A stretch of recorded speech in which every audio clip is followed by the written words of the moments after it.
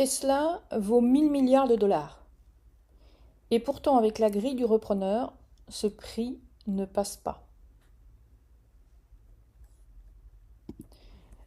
Dans cette vidéo, nous allons voir pourquoi et ce que ça vous apprend sur n'importe quelle entreprise que vous voulez racheter.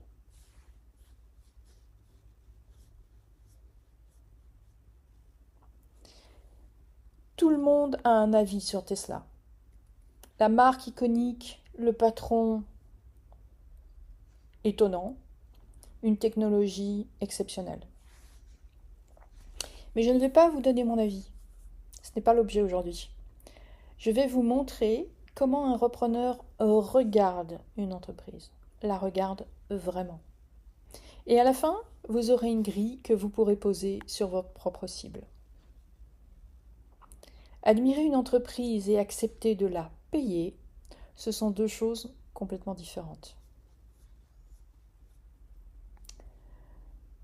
Tesla est admirable. Là n'est pas la question. La seule question du repreneur, c'est à quel prix? À quel prix êtes-vous prêt à acheter votre cible? On arrête de regarder l'histoire. On ouvre les vrais comptes, les comptes financiers, et on regarde les 3 derniers exercices.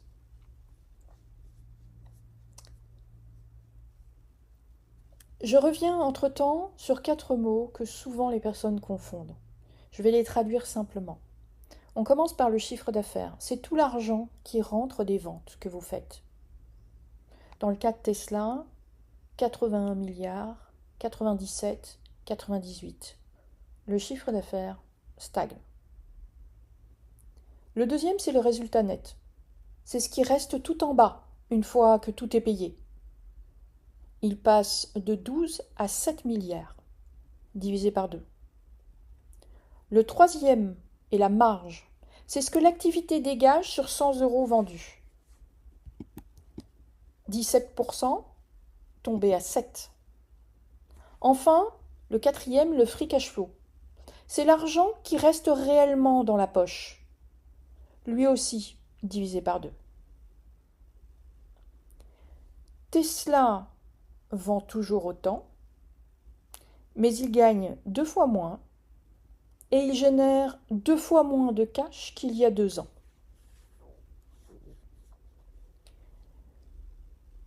Pourquoi ça arrive? Prenons l'exemple d'une boulangère. Un concurrent ouvre en face de chez elle, de l'autre côté de la rue, et choisit de vendre moins cher. Pour gagner ses clients, pour garder ses clients, elle baisse le prix de sa baguette. Mais le prix de la farine, l'électricité, les salaires, eux, ne baissent pas. Elle vend autant de pain et il lui en reste beaucoup moins de cash dans la caisse le soir. C'est exactement Tesla face au chinois BYD. Il baisse son prix de vente, les coûts sont toujours là. Tesla, qui s'est positionné dès le premier jour comme une marque premium, redevient un constructeur comme les autres.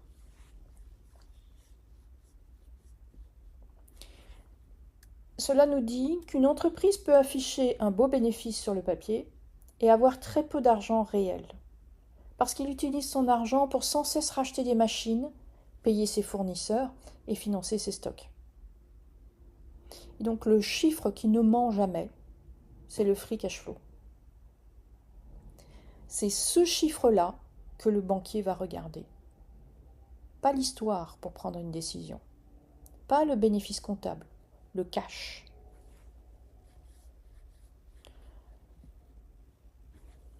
Tesla a en réalité 2 faces au sein de la même entreprise. Ce que j'appelle l'entreprise numéro 1 qui produit du cash. Elle vend des voitures, elle vend de l'énergie. Elle a 36 milliards et demi de trésorerie. Cette trésorerie existe. Tous ces éléments se mesurent. La deuxième face de l'entreprise numéro 2, elle est plus du domaine de la promesse. Le robot-taxi, qui parle de conduite autonome, aujourd'hui, c'est 0 € de chiffre d'affaires. Et le robot Optimus, c'est aujourd'hui seulement un prototype. La valorisation de 1000 milliards, cela veut dire que le marché paye surtout la deuxième face de l'entreprise.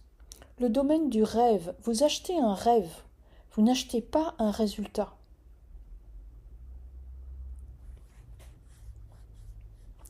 Aucune banque ne prête contre du rêve.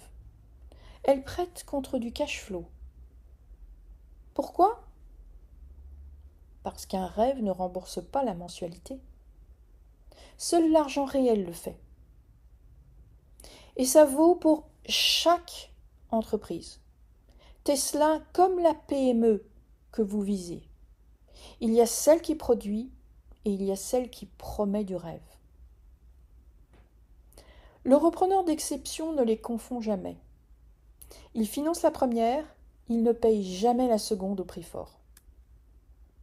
Séparer la valeur prouvée de la valeur espérée, tout est là.